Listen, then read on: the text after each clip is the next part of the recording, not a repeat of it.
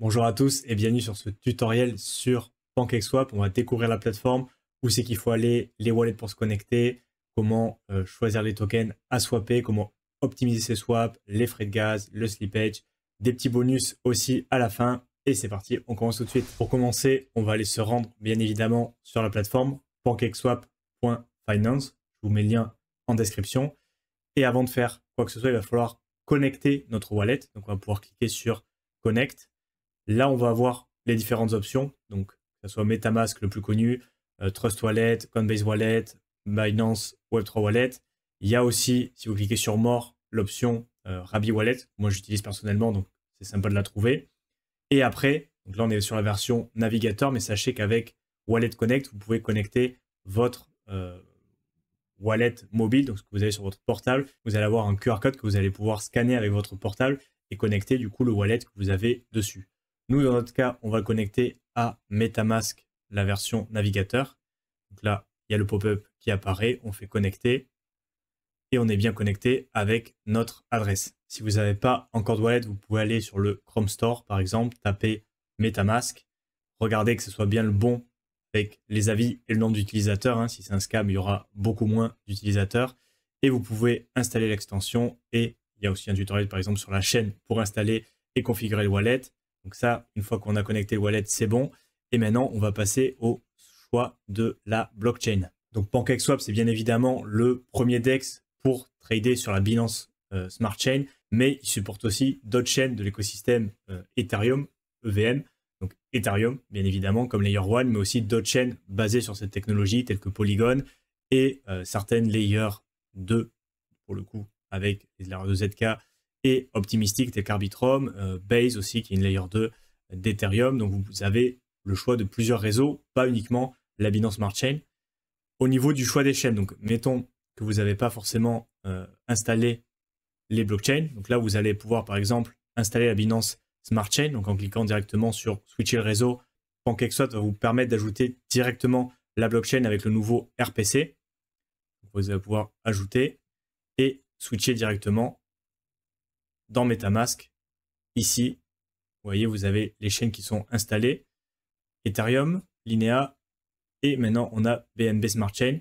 Et si vous voulez ajouter par exemple Polygon, il y a Base, vous pouvez l'ajouter directement depuis le navigateur. Et si vous voulez l'ajouter de manière personnalisée, parce que c'est possible aussi. Et là, le plus simple, ça va être d'aller sur chainlist.org et vous allez pouvoir rentrer comme ça le nom de la blockchain que vous voulez. Par exemple, on a vu Arbitrum, et vous allez pouvoir connecter votre MetaMask directement et ajouter directement la nouvelle blockchain, le nouveau RPC à MetaMask pour pouvoir l'utiliser ensuite pour trader sur PancakeSwap. Donc là, on a bien ajouté Arbitrum et donc on a le choix par exemple entre Arbitrum, Ethereum ou BNB. Maintenant qu'on a connecté le wallet et choisi la blockchain, pour ce tutoriel sur PancakeSwap, on va rester sur la Binance Smart Chain. Il va falloir recevoir des tokens sur notre portefeuille. Donc on va pouvoir par exemple ouvrir le MetaMask, copier notre adresse, et là vous allez avoir deux cas de figure. Soit vous avez vos tokens sur une plateforme centralisée, donc dans ce cas-là, il faudra aller sur la partie retrait, copier cette adresse et faire attention surtout à la blockchain de retrait. Donc là par exemple, on a dit qu'on voulait swapper sur la BNB, donc il faudra bien choisir BNB, que les tokens soient au format BEP20, qui correspond au format de la Binance Smart Chain, et pas au format ERC20 ou d'autres formats. Il faudra bien que ce soit BEP20, donc le format de token de la Binance Smart Chain. Aussi important, pensez, si c'est un token et pas du BNB en soi, à vous envoyer quand même un petit peu de BNB pour payer les frais, qu'on verra après. Mais c'est important de ne pas envoyer juste le token. Si vous n'avez pas pour payer les frais en BNB, si vous êtes sur la Binance Smart Chain, ou en Ethereum, si vous êtes sur Ethereum, du coup, vous ne pourrez pas bouger vos tokens. Donc, pensez aussi à vous envoyer suffisamment de frais de gaz. Sur la BNB, c'est pas aussi cher sur Ethereum, mais il faut quand même y penser. Et pareil, si vous avez vos tokens sur un autre portefeuille, pensez copier l'adresse, send, envoyer. Ça arrivera sur ce portefeuille, mais pensez aussi à obtenir d'une manière ou d'une autre pour payer les frais de gaz. Donc, maintenant qu'on a reçu nos tokens sur notre adresse, sur ce MetaMask, on va pouvoir aller les trader. Donc, mettons qu'on a reçu des USDT et qu'on veut les trader contre du cake. Premièrement, on peut aller aussi rechercher.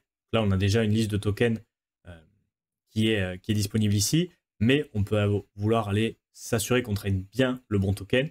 Donc pour ça, on peut aller par exemple sur CoinMarketCap et vous allez pouvoir regarder par exemple le token de destination, donc du Cake, PancakeSwap, le token du DEX, et vous allez avoir ici les adresses sur lesquelles ce token est déployé. Donc là, on a la BNB Smart Chain en format, encore une fois, BEP20. On va pouvoir copier l'adresse du contrat de déploiement, aller dans le portefeuille, copier l'adresse, et donc là, on retrouve le même token qu'on avait ajouté, mais ça nous donne une sécurité, surtout si c'est un token qui est un peu moins connu. Voilà, on peut aller regarder sur CoinMarketCap, que ce soit bien le bon prix, que ce soit bien le bon market cap, que ce ne soit pas un scam, parce qu'il y a aussi la possibilité de se faire scammer si on ne chope pas le bon jeton. Donc c'est une manière de s'assurer qu'on fait bien les choses. Donc une fois qu'on a bien vérifié la paire, on va pouvoir swapper. Donc mettons qu'on est 100 USDT, qu'on veut les changer contre du Cake, ça nous donne le prix. Donc là, bien évidemment, je n'en ai pas sur mon wallet, mais ça n'est pas grave pour ce tutoriel. Et vous allez pouvoir voir les données de votre swap. Donc là, on vous annonce que vous allez swapper votre 100 USDT contre 28,83,4 Cake. Le minimum que vous allez recevoir en fonction de votre tolérance au slippage. Bien évidemment, il peut y avoir des variations entre le moment où vous allez passer l'ordre et le moment où il va être exécuté sur la blockchain. C'est à ça que sert le slippage. Dans l'idée, il n'y a pas forcément besoin de le toucher pour la plupart des jetons, uniquement si c'est un jeton très peu liquide. Mais dans l'idée, la plupart des jetons qui sont assez capitalisés, il n'y a pas besoin de toucher le slippage. Et ensuite, vous allez pouvoir valider la transaction. Donc là, vous aurez le pop-up de MetaMask où vous allez pouvoir gérer aussi les frais de transaction, donc mettre en lent, moyen ou élevé pour passer plus ou moins rapidement. Pour quelque chose de normal où vous avez juste besoin de swapper vos jetons à un instant T, vous pouvez laisser les frais de transaction comme ils sont, valider la transaction et du coup, vous aurez swappé vos 100 USDT contre 28 Cake. Et une fois que ça c'est fait, si vous ne voyez pas le jeton, c'est normal, vous allez pouvoir ajouter, donc là, de base, on a uniquement BNB et on va pouvoir comme ça ajouter des jetons. Pour ça, on va aller sur importer des jetons. Et donc là, encore une fois, le mieux, pour être sûr d'apporter le bon jeton, on va sur jeton personnalisé, on reprend l'adresse du contrat sur la Binance Smart Chain.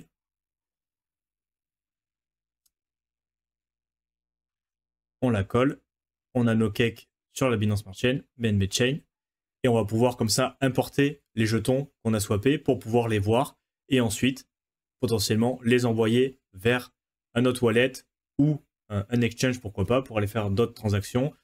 Mais ça permet de visualiser les jetons sur notre portefeuille MetaMask. Donc il faut savoir que c'est la version classique, la plus simple, la plus directe de faire un swap avec PancakeSwap. Mais sachez aussi que vous pouvez mettre des ordres limites. Ça, c'est intéressant pour un DEX, donc une partie décentralisée de l'écosystème. Au dernier bull run, il n'y avait pas forcément ces options-là. Mais dans tous les cas, vous allez aussi pouvoir avoir ce même type d'ordre. Donc comme dans l'exemple précédent, on va bien avoir nos 100 USDT. Mais au lieu de les swapper directement au prix du marché, on estime peut-être que le cake est trop élevé au niveau du prix actuel. Donc, on va pouvoir mettre une limite de prix plus basse. C'est ce qu'on nous dit ici. On va pouvoir mettre le plus bas prix que l'on souhaite pour notre swap. Et du coup, l'action, le trade, le swap ne s'effectuera uniquement que quand le prix aura baissé ou sera égal à la limite qu'on a mis.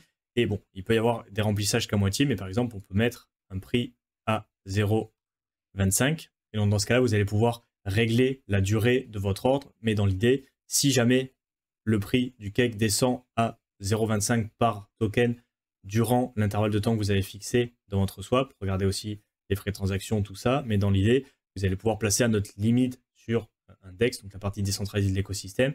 Et ça peut être intéressant pour optimiser ses entrées, mais aussi ses sorties. Donc, vous allez pouvoir mettre des ordres limites à l'achat. Donc là, on a nos USDT et on souhaite acheter du cake si jamais le prix descend à un certain prix. Mais une fois qu'on aura acheté notre cake et qu'on souhaite le vendre contre de l'USDT potentiellement pour sécuriser des plus-values, on va pouvoir aussi mettre un prix cible et du coup, on ne vendra pas les tokens à moins que le prix cible ne soit atteint. Donc, ça permet d'optimiser un petit peu son entrée et sa sortie sur la partie décentralisée de l'écosystème. Donc, c'est quand même pas mal. Donc, ça, c'était pour la partie trade et swap. Et après, on ne va pas forcément le voir en détail, mais vous avez la partie earn. Vous allez pouvoir apporter des liquidités, apporter sur des paires. Sur la V3, sur la V2, vous avez différentes possibilités de le faire. On ne va pas rentrer dans le détail sur le tutoriel. On en fera peut-être un autre d'ailleurs là-dessus si ça vous intéresse. Je vous mets en description, comme je l'ai dit, le lien vers PancakeSwap. Je vous mets aussi le lien vers ma formation. On voit tous les fondamentaux pour bien investir en crypto. Et si vous souhaitez réserver un appel avec moi, aussi en description. C'est tout pour aujourd'hui. À très bientôt.